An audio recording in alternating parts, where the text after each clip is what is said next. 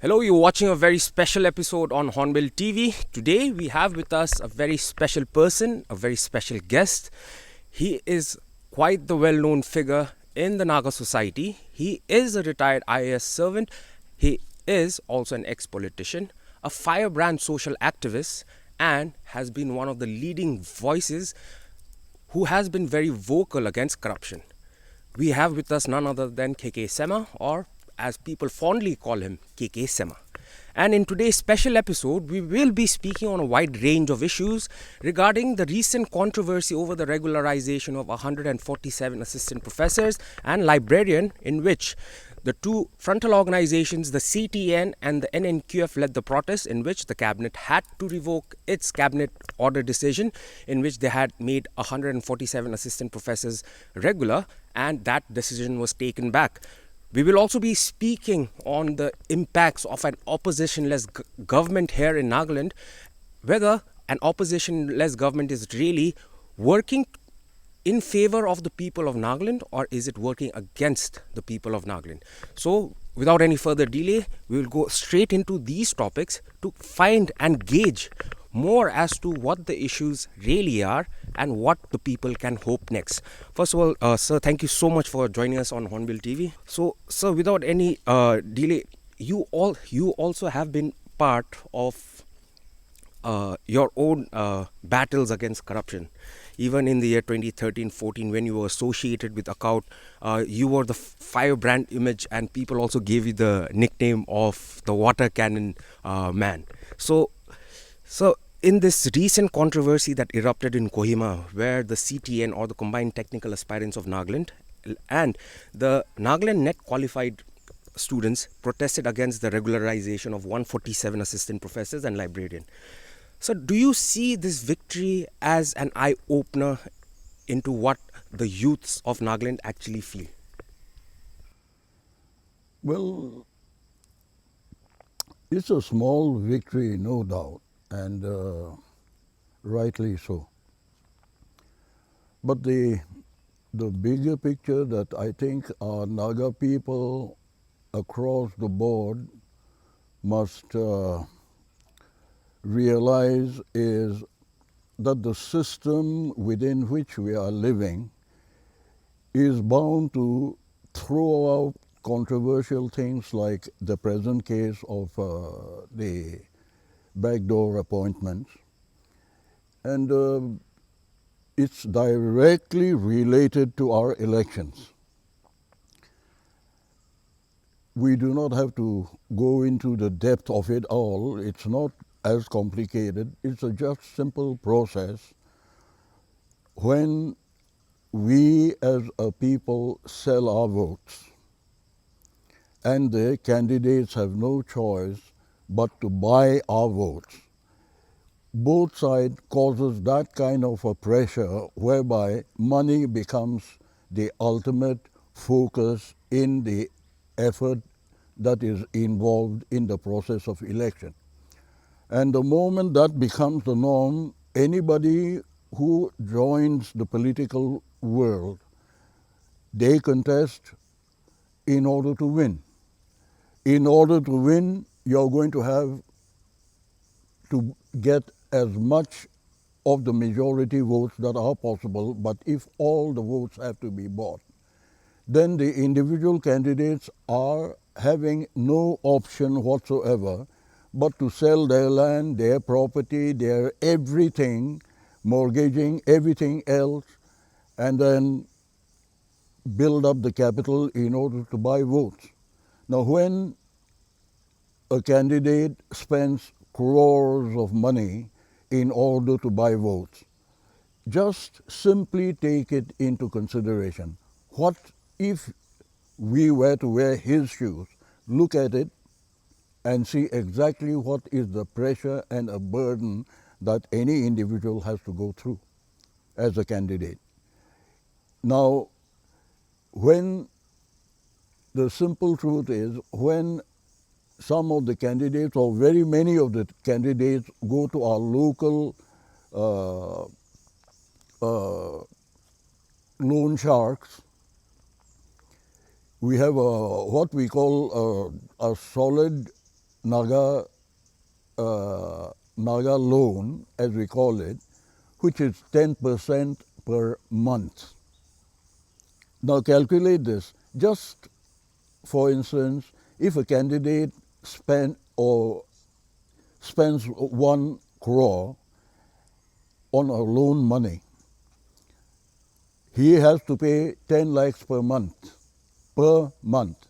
There is no work as of now in Nagaland where an individual can earn 10 lakhs. And so in a day or in a month, there's no work that is going to give you that 10 lakhs as an income. You see? But that's only the interest. What about the 1 crore? See? So people who go through the process of this election are going through a desperate, sleepless time trying to understand exactly how they can repay this loan. And so they have sleepless night, and then when they get into any government position, the first thing they do is look at the budget of the department they are allotted, and then they close their eyes, the rules, regulations are thrown out of the window, and then you grab as much as you can within the shortest period of time. With that kind of a pressure point, even the best of Christians will get pressurized into this method and get involved in this vicious cycle whereby he has no choice but to become a corrupt human being. There is no choice, absolutely. Now, during the election, you make a lot of commitment, and job is another part of those kind of commitment that all the candidates make to very critical people that are helping them. I will appoint your daughter, I'll appoint your son and give them a job as soon as I'm elected. These are commitments quietly given to the electorate, you see. So when they are in position, the first thing they do is get any vacancy available within their respective departments and then request their colleagues to please help out if it is in another department. They pass the buck around, you see. Now, the simple truth is there is such a thing called rules and regulation to govern a system. And therefore, in the matters of appointment also, be it the assistant lecturers or the librarian or whatever job that belongs to the government that has to be appointed, there is a system that is laid out to be followed, and any of the gazetted positions that the NPSC has to, any of the gazetted posts that needs to be filled up are being normally expected to be filled up through the NPSC, through the competitive examination. That is the norm.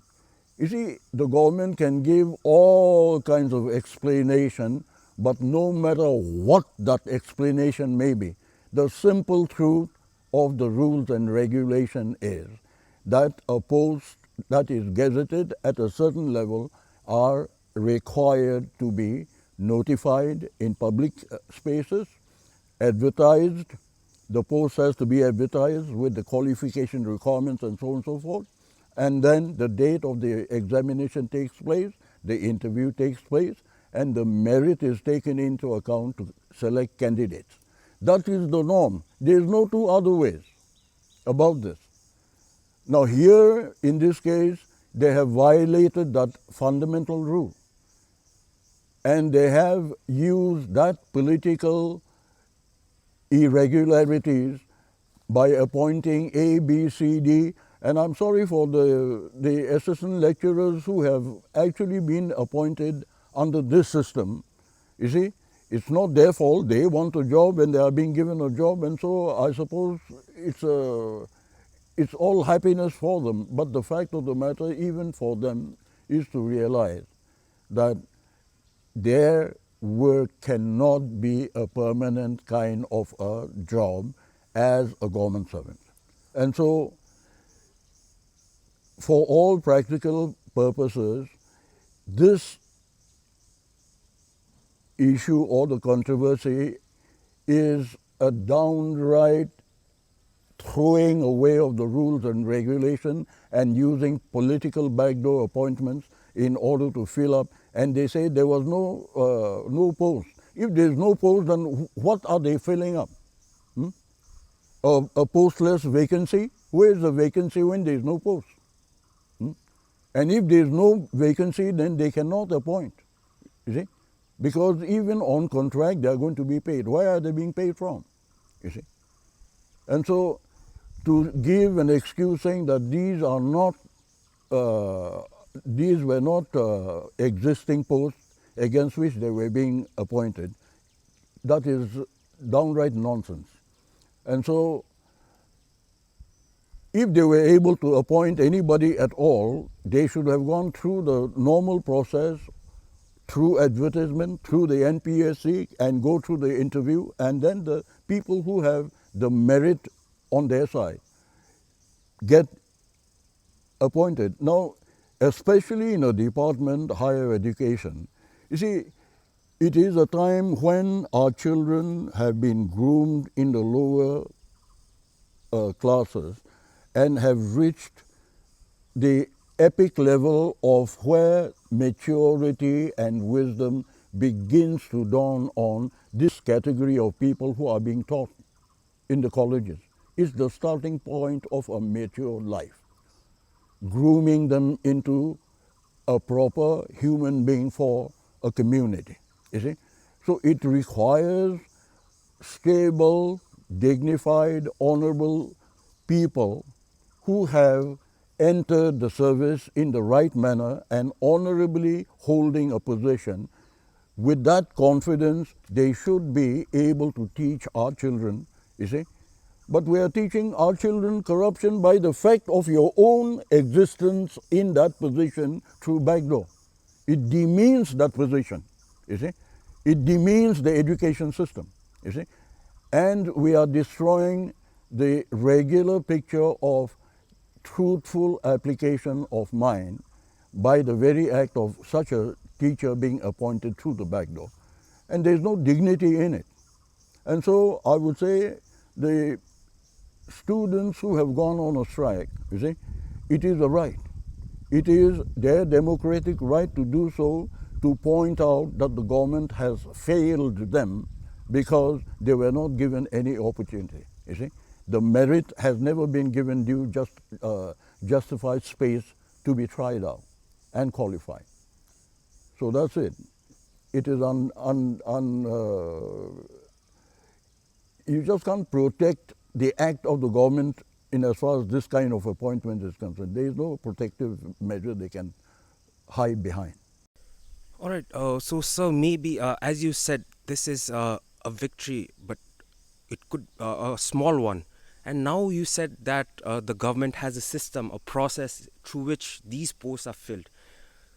Through the protests of the CTA and the NNQF and the Naga Students Federation, one of their demands was the revocation of this 147 regularization, and also these 147 posts will now should go through the NPSC.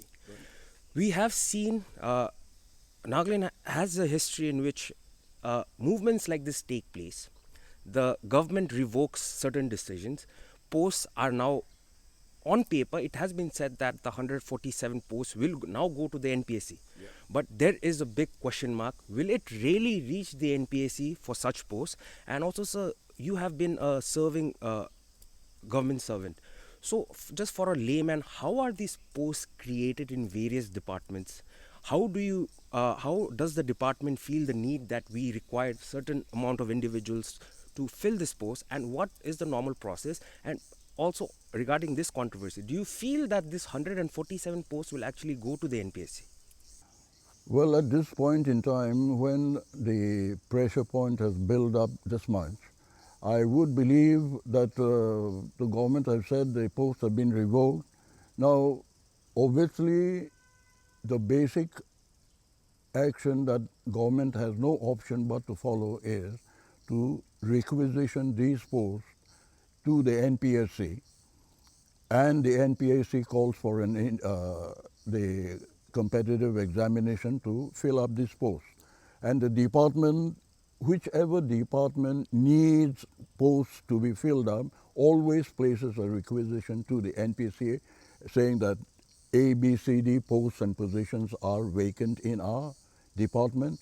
We require this qualified sector of people in that profession, and then it is placed with the NPSC. NPSC declares a date in which a competitive examination is to be had, and the interview followed through, and the final selection takes place. But the department generally makes an assessment of the posts available and the posts that are vacant. That is, the normal thing is to requisition it in the NPSC. So that is a process, and I should think under that very serious scrutiny that it has now received, I think the government, however corrupt they may be, have no choice but to requisition this post to the NPSC now. I don't think they have too much of choice. So I would believe that the department has no choice but to place those 147 posts to the NPSC for requisition and carry out the normal process. Also, sir, in this whole, the protests lasted for about 6 days. Over the days of protests, the CTA and convener Mission Lokat also had a very surprising thing to say.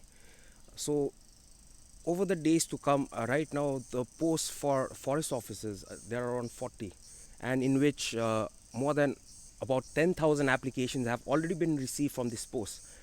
After the victory yesterday, Mission Lokat had named that out of the 40 posts, which is now where students are now, aspirants are now filling forms for, there are already 3 posts that have already been filled and they are already working. How does this happen when a post has been requisitioned, when there's the vacancies for 40? How can there be existing people in that post already? And has this always been going on, and has this just been something that the public have not been noticing? No, you see, normally no department is supposed to fill up the vacancies that has already been requisitioned. Now, if there are 40 posts, they say, but 3 is already being filled up, that's also illegal. That's also irregular, and that should not be. And so as far as the forest department, the people who are applying for this job should do the same thing as the boys that are fighting for the assistant lecturer's job. But you see, you're talking about the oppositionless government. Yes. You see, these agitation that are taking place, and then when the government themselves say it has been quite embarrassing for a cabinet to make a decision and then revoke it, you see, well, obviously it's embarrassing. Without their, I don't know, verbally they may say it's been quite embarrassing, because never has a cabinet made a decision and then revoke its own decision. See, the whole process of a government system is a well thought out process within which executive, the judiciary, and the legislatures have their distinct responsibilities in governance. You see? So when a cabinet makes a decision and those decisions are filtered properly through the norms and channels. Number one is when issues that needs to be addressed are put in the assembly, when there is an opposition in the assembly, see, the opposition makes sure that the government does not violate the rules and regulation in filling up or appointment or expenditures or whatever. Opposition, government having an opposition is for that purpose, where the government in charge are kept on their toes and follow the rules and regulation, which is the best thing that should happen for all governance. does not happen because in Nagaland we have violated the fundamental principle of having no opposition, and you proudly say oppositionless government. It's a shame. It's a shame. And, and our people who are supposed to be in the opposition joining the mainstream of the government just on the pretext to say that we are showing solidarity for a solution, Naga, peaceful solution for the Indo-Naga political issue. You see, that is absolutely bunkum. You know, I mean, it doesn't convince anybody but anybody. They have joined the mainstream basically because they also want to have the opportunity and the privilege to make some kind of a money out of being a part of a governing party. That's about it. No matter what they may describe, giving high sounding philosophy as to why there is no opposition, but the opposition people, the parties who were supposed to be in the opposition, having joined the mainstream, have done a serious disservice to the people, you know, and it's a shame. I would say it's a disgrace because they have more or less sold out their soul and their right just so as to be in the mainstream, and everything has to do with money. They want resources, privileges of resources that they can put their finger into to get a little piece of the cake. And so when your focus is only on money, you see, this is the way the whole system is functioning. The amount of misappropriation that is taking place, that has taken place in the past, is taking place. There is nobody in the governing system that points out to the ruling government that this is not right. Okay? And so therefore you were mentioning that oppositionless government, this is a total disservice to the welfare of the people, you know. And so I think I have answered both the questions that you have asked me, and I say, you see, these boys who are out in the street making this much of noise, they have worked as the opposition government. What NPF should have been doing, let's say, as part of an supposed to be opposition party. These agitating people have actually executed that responsibility that should have been done by the opposition party, you see. And the other part of the thing that I would advise our children who are out there in the street, this kind of agitation perhaps is the only way to teach a government a lesson. But there are also possible other options to ensure that the process is followed through, and therefore they should also take the matters to the courts and lay the bare facts as to how the corruption is taking place, and let the court order be issued for stay, so that even if the cabinet has actually revoked, they said, you see, the fact of the matter is these 147 people have not been discharged. They are still at work. And the only way to do this is maybe they will get the time till the actual examination takes place and the selection process is completed, after which probably they will all resign or have to resign if they don't. And let the people who are already in service also be invited to appear in the competitive examination, and let them go through the process and get appointment through merit, you see. But otherwise, being appointed in the manner that they have, I'm sorry, but the people who holds the position right now, they too have made a serious mistake by going through a system of appointment and holding a job without the rules and regulation protecting that service of theirs. So, sir, you just mentioned that the basic idea of an oppositionless government is a sham, as there is, it's basically what caused they became an oppositionless government. You believe is a sham. So you have also put your feet into the election experience, and you have also contested the polls. Do you ever see a reality in Nagaland where an election could be a free and fair one? Oh no, I'm afraid such a thing as free and fair election is not going to be possible.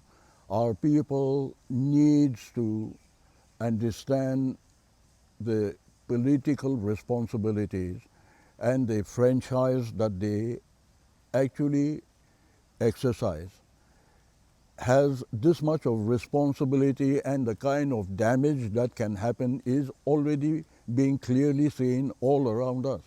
And so the fair, clean and fair election can never happen, number, for two simple reasons. We call ourselves Christians, but the moment election comes, Jesus Christ is put into, I normally say, Jesus Christ is put into the biggest, heaviest box that you can get with the biggest lock.